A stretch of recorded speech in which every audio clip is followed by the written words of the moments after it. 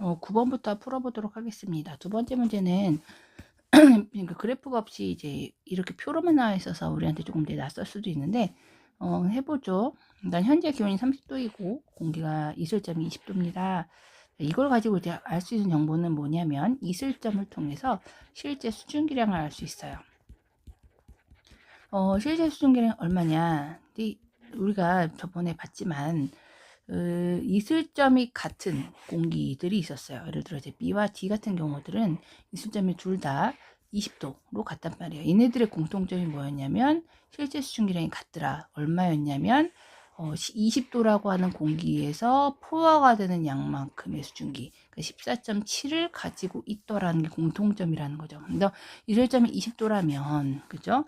20도에서의 최대 포화 수증기량만큼을 현재 지금 가지고 있는 거예요. 물론 현재 불포화 상태입니다. 왜냐하면 현재 기온은 30도거든요. 그래서 최대 27.1까지를 가지고 있는 상황에서, 가질 수 있는 상황에서 지금 14.7만을 가지고 있으니까 습도로서는 아직은 불포화 상태예요. 그런데 어쨌든 이것을 15도로 냉각시켰을 때 얻어지는 물의 양은 얼마인가? 이거 그래프로 치면 요거죠. 요 공기가 의미하는 바가 여기서의 B입니다. 그죠? 30도와 환경에서 실제 수증기량 14.7만큼 가지고 있는 이런 상황이고, 얘를 15도로 냉각을 시켜주면, 그죠? 냉각을 시켜주면 15도라고 하는 상황은 표에 따르면 10.6만큼을 공기가 포함할 수 있더라. 수증기로. 여기 10.6 맞죠? 있으니 지금 나는 내 입장에서는 과하게 가지고 있는 과포화 상태인 거죠. 그러니까 그 차이인 14.7에서 지금 15도에서 10도에서 가질 수 있는 양, 그러니까 15도에서 가질 수 있는 10.6만큼을 뺀, 그러니까 4.1g만큼이 죠. 지금 현재 14.7을 가지고 있고 15도에서의 포화 수증기량인 10.6만큼을 뺀 만큼이 우리에게는 응결이 되더라. 4.1g 이렇게 볼 수가 있겠죠. 자, 기온이 25도이고 습도가 75%인 공기 1kg 포함되어 있는 수증기, 실제 수증기량 찾으라는 얘기인데 25도라고 하는 환경은 최대 얼마까지 가질 수 있냐면 20g까지 가질 수 있어요. 근데 습도가 75%라는 거는 그 20g 다 가진 게 아니라 지금 불포화 상태고요. 그죠? 그게 이제 한 75% 가지고 있다 의 소리니까요. 20g에 100분의 75에 해당하는 만큼을 현재 가지고 있더라. 그게 이제 15g인 거죠. 그죠? 15g. 자, 이렇게 나타나면 됩니다. 또 어떤 공기가 25도이고 상대 습도가 38%다. 똑같죠? 어떤 공기 25도이고 그럼 20g까지 가질 수 있는데, 그런데 거기에 대해서 100분의 38만큼을 가지고 있더라. 자, 그러면 현재 지금 7.6만큼을 현재 이게 자동 계산이 됩니다. 그래서 지금 갑자기 파란색 숫자로 나오고 있는데 7.6g이 지금 현재 수증기량이에요. 근데 얘가 만약에 온도가 떨어져서 감소해서, 그래서 감소해서 이슬이 맺히는, 포화가 되는 그 순간의 온도가 몇 도냐라고 하면 7.6이라는 이 수치가 포화 상태인 그게 10도라는 거죠. 그래서 이슬점이 10도 이렇게 계산이 된다라고 보시면 되겠어요. 포화 상태인 공기를 보기에서 모든 고른 것은, 제가 이거 문제를 좀 수정을 해드렸는데 이 디귿을 이렇게 바꿔주세요. 자, 어쨌든 상대의 습도를 100%이고 이게 이제 포화 상태인 거죠. 그죠? 그림으로 치면 여기 위에 점에 있는 모든 애들이 지금 상대 습도가 100%인 그런 공기고 비가 내리고 있을 것이고 안개와 이슬이 맺히고 있을 상황입니다. 기온이 이슬점보다 높은 공기는 어떤 걸 의미하나요? 기온이 높으면 이런 B 같은 애들이 기온이 현재 25도, 이슬점은 얼마예요? 20도. 그러니까 기온이 이슬점보다 높은 상태죠. 그러니까 전부 다 불포화 공기들이 니은의 특성을 가지고 있습니다. 포화 상태에서는 분자적으로 봤을 때 물에서, 그죠? 증발해 나가는 입자도 있고 동시에 사실 물로, 공기 중에 수증기가 다시 물로 응결돼서 돌아오는 경우들이 있는데, 어쨌든 포화 상태일 때는 같이 이 양이 같습니다. 그래서 겉으로 보기에는 물이 전혀 이제 줄어들지 않는 것처럼, 높이가 줄어들지 않는 것처럼 보이고 있죠. 그죠? 현재 수증기량이 포화 수증기량 같다. 그게 이제 여기 있는 것들이죠. 얘 현재 수증기량도 27.1, 그렇죠? 포화 수증기량도 30도에서는 27.1. 그러니까 이런 것들도 이제 포화 상태의 의미를 가지고 있다. 그래서 이제 4번이라고 보시면 되겠습니다.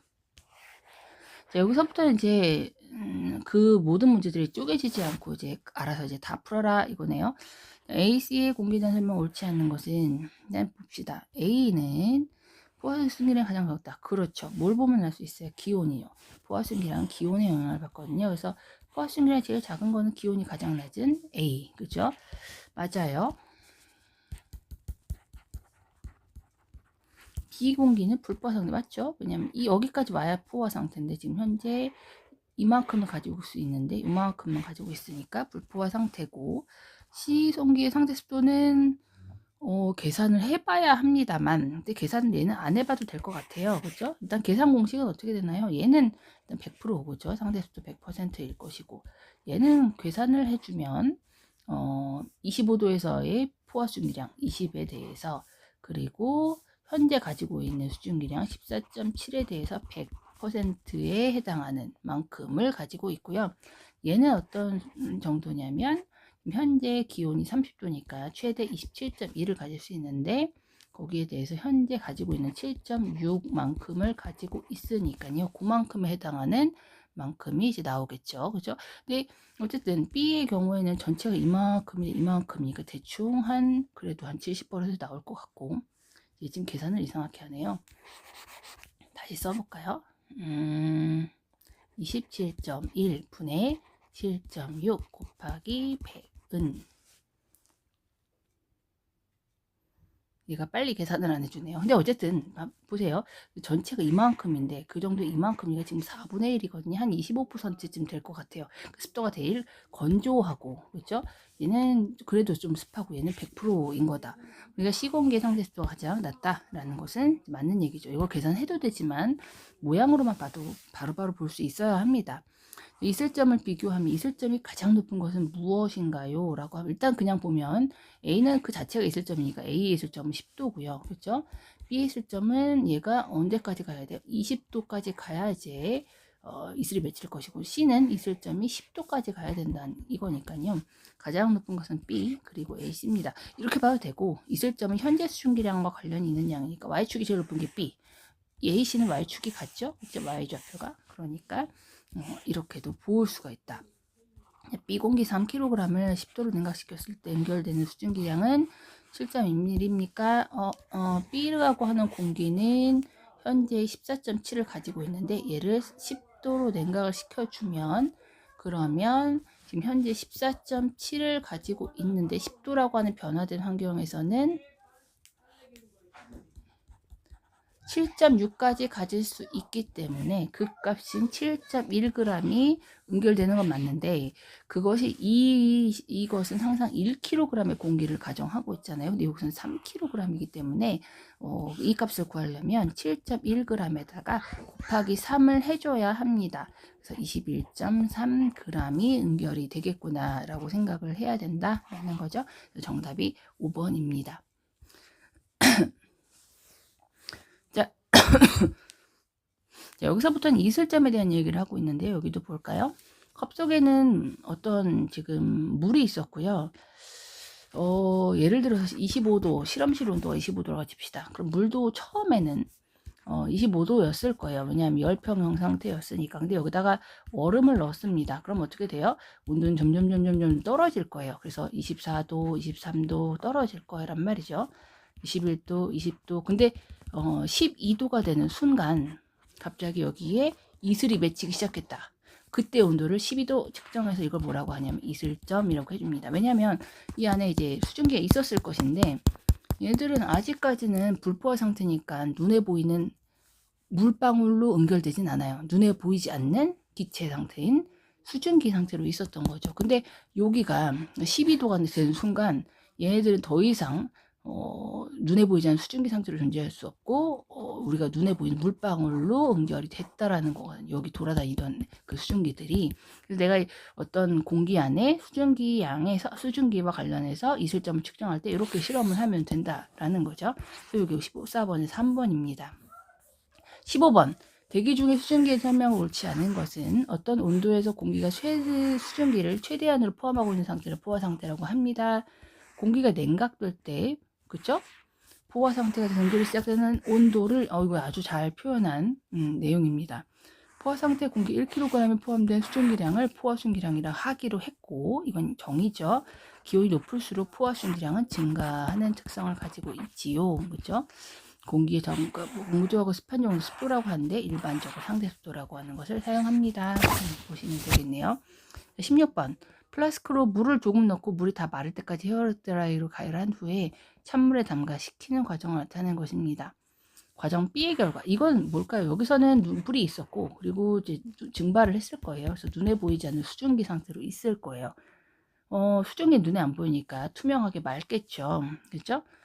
그런데 얘를 갖다 찬물에 집어넣어주면, 그러면 이제 얘가 이 공기 중에 있는 수많은 수증기들이 더 이상 수증기 상태가 될 수가 없고, 왜냐하면 찬물 온도가 낮아지면서 포화신기가 낮아지면서 습도가 올라가면서 얘들이 눈에 보이는 물방울로 보이면서 뿌옇게 흐려질 거거든요. 그래서 배정 B의 결과 플라스크 내부가 뿌옇게 흐려지는 것은 응결이 일어났기 때문이고, 이런 경우가 다 이런 거죠. 라면을 먹을 때 김을 서리는 과정. 왜 그래요? 라면을 먹으면 라면 때문에 어쨌든 공기 중에 수증기가 많았을 텐데, 이것이 차가운 안경 표면에 닿자마자 이게 이제 확 온도가 떨어지면서 있을 정도에 떨어진 거예요. 그래서 김이 서리는 것은 눈에 보이는 수증기가 물방울로 바뀐 것과 같다. 그죠?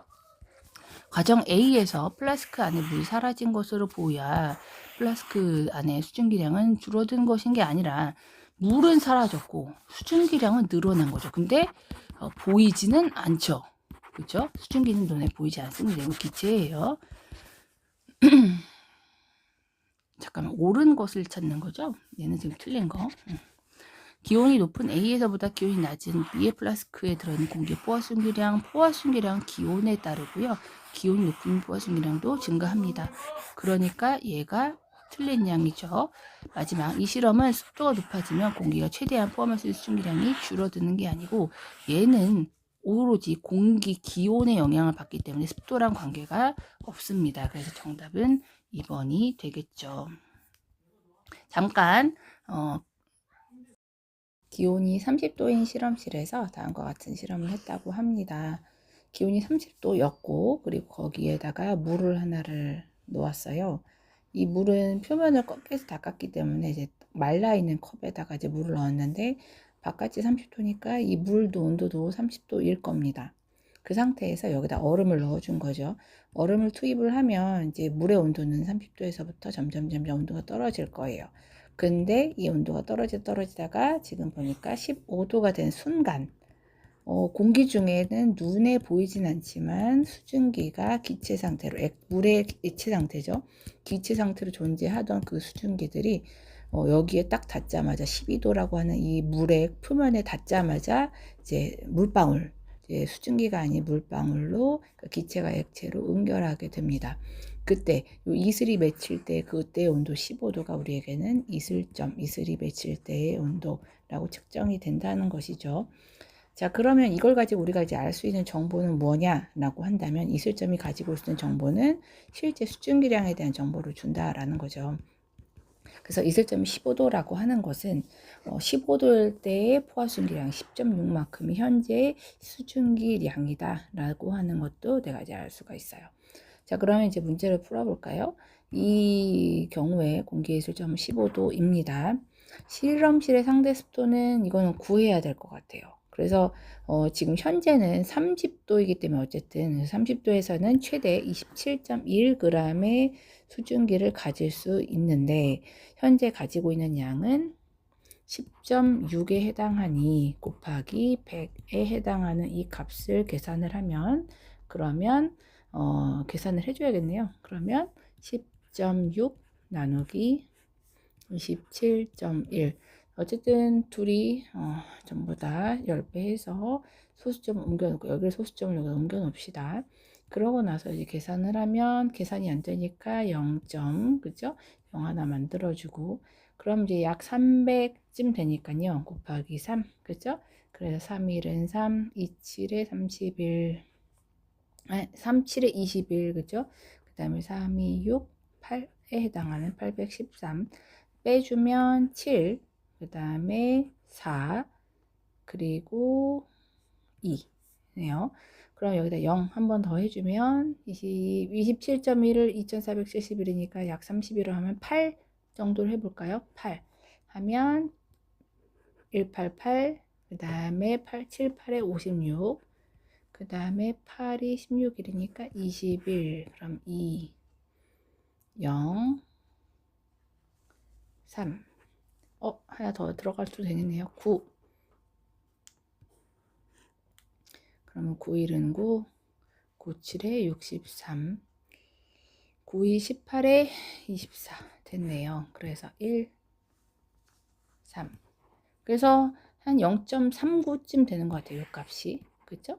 0.39니까 곱하기 100이면 이게 39%쯤 나올 겁니다. 그래서 실험실의 상대수도는 32.1%가 아니고 39%쯤 돼야 되니 이것은 틀린 말이 되겠죠. 이걸 왜 일부러 계산을 했냐면 실제로 이렇게 이제 문제를 풀어봐라 하면은 이렇게 소수점을 가지고 나누는 거를 이제 초등학교 때 했는데 중학교 때 많이 잊어버린 친구들이 굉장히 많고 막상 이런 문제를 풀 때 못 풉니다. 그래서 제가 그냥 처음 푸는 것처럼 같이 한번 풀어봤어요. 근데 이제 대충 계산을 해봐도 32%는 아니다. 39% 나오고 있죠. 그죠? 자, 그 다음에 공기 1kg 속에는 10.6이 들어있느냐? 맞아요. 이슬점이 15도라고 하는 정보가 있기 때문에 이걸 가지고 뭘 알 수 있어요? 이 현재 실제 수증기량은 10.6, 15도에서의 포화 수증기량과 같다라는 표현을 할 수가 있고요.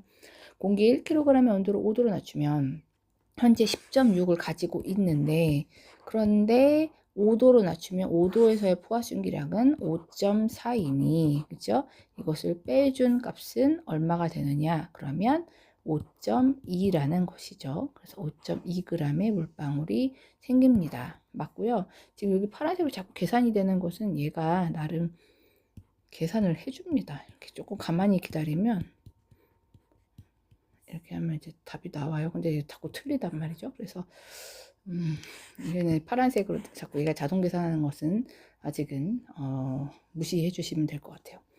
공기 1kg 속에 16.5g에 아직 좀 더 개발이 돼야 될 것 같아요.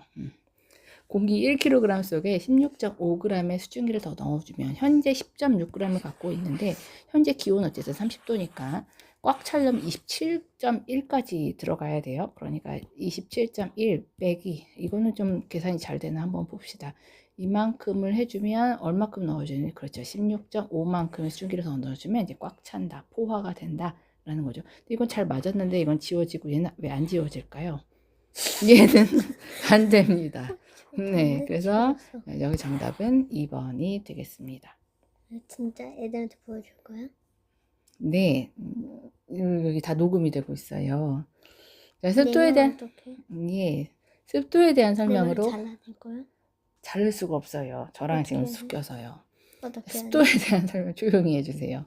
자, 습도에 대한 설명으로 옳은 것은 일반적으로 습도는 절대 습도가 아니라 상대 습도를 의미를 합니다. 그 온도에서 최대로 들어갈 수 있는 포화수증기량에 대해서 현재 실제 수증기량 얼마냐 이거죠. 그리고 습도가 높을수록 당연히 증발은 잘 안 되죠. 굉장히 습하고 꿉꿉할수록 증발은 잘 안 될 겁니다. 포화 상태인 공기의 상대 습도는 그걸 이제 100%라고 하는 것이죠. 그죠? 밀폐된 안에 공기가 냉각이 되면 냉각하면 포화 수증기량이 감소하면서 그럼 전체 값 분모값이 작아지니까 그러니까 어때요? 습도는 오히려 높아지는 거죠. 그죠?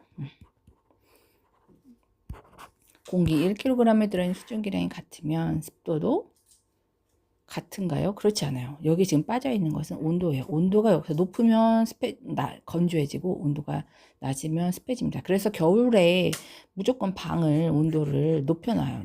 난방을 많이 해갖고 그러면 오히려 건조해져서 코나 이런 데 이제 점막이 손상될 수가 있죠. 그러니까 오히려 난방을 끄고 춥게 사는 게 낫다라고 어떤 사람들이 또 얘기를 하고 있죠. 그래서 이것은 틀렸습니다. 그래서 정답이 3번이 되겠네요. 자, 19번입니다. 이제부터 그래프를 좀 해석해 보도록 할게요. 날씨가 맑은 어느 날 하루 동안의 기온과 이슬점 변화를 나타낸 것입니다. 자, 그러면 지금 이게 0시고요. 그다음에 여기 24시예요. 기온이 가장 낮은 때는 언제냐면 보통 이제 해 뜨기 직전입니다. 그때가 가장 온도가 낮고 이 시간을 보면 대충 이때 계절이 언젠지도 알 수가 있겠죠. 그 다음에 이제 기온이 가장 높은 시간은 언제냐라고 하면 보통 이제 12시가 태양이 가장 높게 뜨는 태양 남중하는 시각이고 그리고 그 후에 좀 이제 달궈지는 시간이 필요하니까 한 15시경, 3시경 그죠? 그때가 가장 기온으로서는 가장 높은 때입니다. 여기는 습도값이 안 남았지만 이슬점을 한번 볼까요? 이슬점의 경우에는 얘가 이제 의미하는 바는 실제 수증기량을 의미하는 바라고 했고요. 맑은 날은 실제 수증기량이 딱히 변할 일이 없습니다. 그대로 일정하게 되어 있고요. 지금 습도값은 없지만 지금 뭘 하나 예측할 수 있냐면 기온과 이슬점이 같을 때 이게 어떤 상황인가요? 그래프에서는 이런 경우가 기온하고 이슬점이 같은 상황이죠. 예를 들어 이게 30도입니다. 그래서 지금 포화 상태예요. 그럼 얘의 이슬점은 얼마예요? 이슬점도 30도거든요. 그래서 기온하고 이슬점이 같다. 이때가 바로 습도가 굉장히 높을 거의 100%에 해당하는 그 상황이고요. 포화순기량이랑 같이 생각해도 마찬가지죠. 해 뜨기 직전에는 기온이 가장 낮고 기온이 낮다라는 것은 포화순기량도 낮고 그러니까 분모값이 작으니까 습도는 높고 그죠? 그런 것들이 이제 다 같이 연결이 되어서 설명이 되는 거죠. 반대로 이제 기온하고 기온도 이제 온도입니다. 단위가 도시예요. 기온도 단위가 도시죠. 이슬점과 기온의 차이가 크다. 이것은 이런 경우죠. 그죠? 지금 현재 이런 경우 예를 들어 이거는 좀 말이 이상하긴 하지만 40도입니다. 아직 불포화 상태지만 얘는 이제 이슬점이 30도란 말이에요. 자, 이런 경우들이 기온하고 실제 기온은 40도인데 이슬점은 30도예요. 이렇게 차이 나는 것들이 건조한 거죠. 그죠? 전체 꽉 차지 않고 건조한 이 상태를 유지하고 있기 때문에 15시경이 가장 건조합니다. 그죠? 습도가 낮고요. 이것을 똑같이 기온하고 생각을 해주면 15시경의 기온이 높으니까 그럼 포화순기량도 당연히 높을 것이고 그러면 습도도 낮아질 것이고 그죠? 그래서 그렇게도 이해할 수가 있겠죠.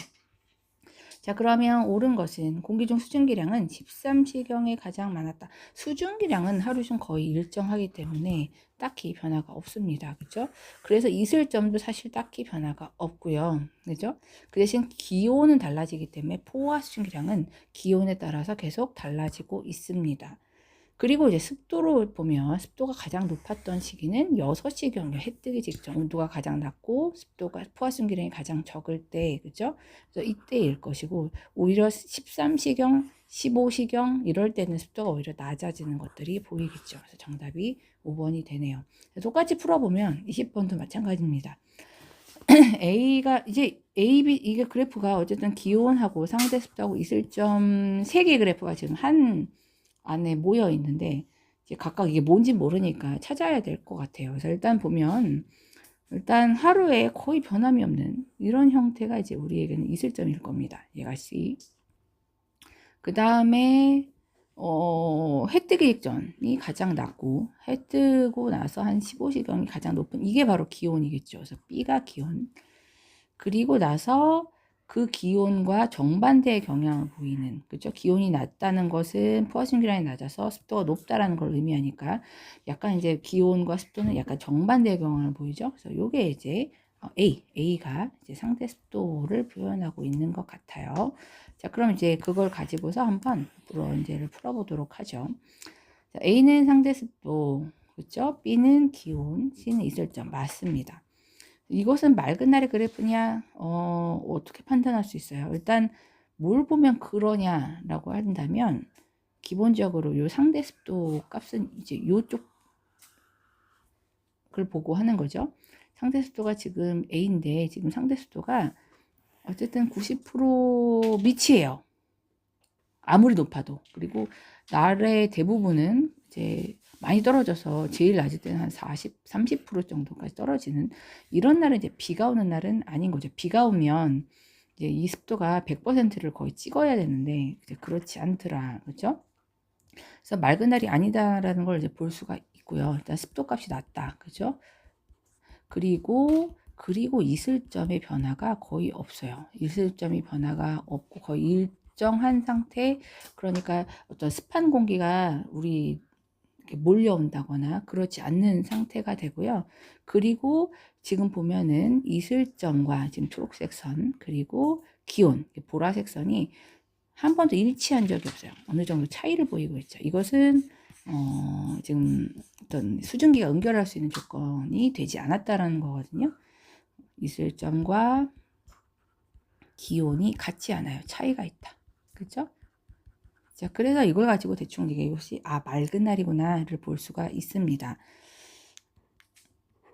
자, 그리고서 기온이 높아지면, 그죠? 기온이 높아지면 여기가 기온이 높은 거, 습도는 낮아지는 모습이 보이고요. 그죠? 하루 중 상대 습도가 가장 낮을 때는 언제가 가장 건조하냐? 건조한 곳은 이 차이가 큰, 여기가 제일 건조하네요. 그러니까 대충 14에서 15시경인 것 같아요. 그죠? 하루 중 값의 변화가 가장 크게 나타나는 것은 이슬점은 아니죠. 이슬점은 맑은 날에는 큰 차이가 없습니다. 그렇죠? 그래서 여기서는 5번이 되겠습니다. 그것이 이제 문제가 이렇게 세 개의 날을 이제 연결을 해주면 3일치요. 1일치, 3일치, 2일치, 3일치를 이제 분석한 그래프가 이렇게 나오는데요. 일단 이 날씨를 알아야 합니다. 그래서 언제가 비가 왔을까를 이제 먼저 여러분들이 생각해 봐야 되는데, 일단 비가 온 날에 습도가 100%일 거거든요. 습도가 지금 엄청나게 높은 게 이제 비 오는 날인 것이다 보일 거고, 그리고 나서 이제 비 오는 날의 특성은 또 뭐예요? 음결이 일어나야 되니까 기온과 이슬점이 거의 일치하고 있는 이런 형태들도 보이죠. 그리고 이슬점이 지금 초록색인데 초록색이 점점 여기가 제일 높잖아요. 여기가 제일 높다는 것은 현재 실제로 가지고 있는 수증기 양도 많다라는 얘기예요. 그래서 3일째가 비 오는 날, C가 비 오는 날이고요. 그리고 나서 A가 지금 맑은 날인데 아까 봤던 그래프와 같이 이슬점의 변동이 거의 없고, 그리고 기온과 이슬점이 같지 않고, 지금 차이가 이제 보라색과 초록색은 지금 떨어져 있죠. 같지 않고 습도가 상당히 낮습니다. 가장 습도가 높은 새벽녘에도 한 80% 여기로 읽어야 되니까 그런 걸 보면은 맑은 날. 그러면 왜 B는 흐린 날이에요? 라고 본다면요. 어쨌든 이 B라고 하는 날은 비는 안 와요. 뭘 가지고 볼 수 있냐면 습도가 어쨌든 제일 높아도 85%이고, 그리고 기온과 이슬점이 같은 적은 없어요. 보면 비 오는 날은 이제 같잖아요. 근데 같진 않다. 수증기가 응결하고 있진 않아요. 그런데 이슬점이 지금 올라가는 걸 봐서는 지금 실제 수증기량, 공기 중에 수증기량이 점점 정말로 늘고 있구나, 이런 것들이 보이거든요. 그래서 얘가 이제 흐린 날이다라고 판단할 수 있겠다라는 겁니다. 자, 그러면 일단 여기까지는 됐으니까, 그럼 비 오는 날, 얘가 비 오는 날이죠. 습도가 가장 높다, 맞죠? 읽는 거예요.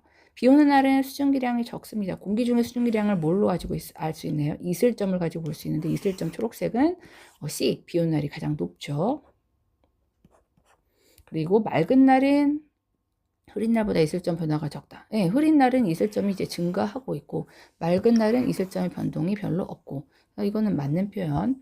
맑은 날은 기온과 상대 습도, 그러니까 보라색 라인과 빨간색 라인이 서로 정반대의 경향을 보죠. 얘가 올라가면 얘가 떨어지고, 그죠? 그래서 그러한 경향을 보니까 대체로 반대로 나타납니다. 이렇게 볼 수가 있습니다. 그래서 정답은 3번이 되겠죠. 자, 여기까지가 일단 여러분들이랑 했었던 부분이고요. 마지막 영상에서 이제 구름과 비에 대해서 설명해 보도록 하겠습니다.